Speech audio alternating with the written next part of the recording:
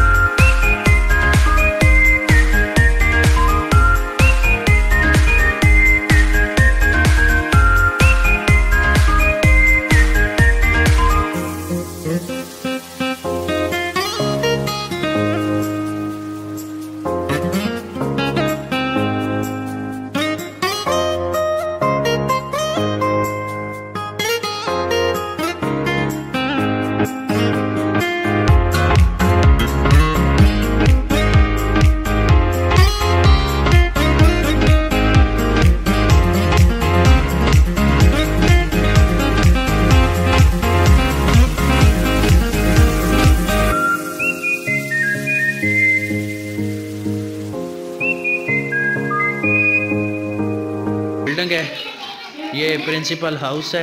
यहाँ पर प्रिंसिपल साहिबा बैठती हैं। और ये देखें बच्चों का माशाल्लाह बहुत अच्छा डिसिप्लिन है। तो ये देखें, ये सामने ये रूम है, यहाँ पर ये बच्चे खड़े हैं और माशाल्लाह बहुत अच्छी डिसिप्लिन से बच्चों को रखा गया है। अस्सलामु अलैकुम बच्चों।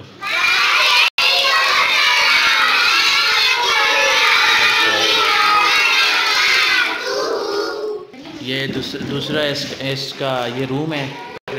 ये बाहर का हाथ है, ये देखें, ये बाहर से शीशे वगैरह है।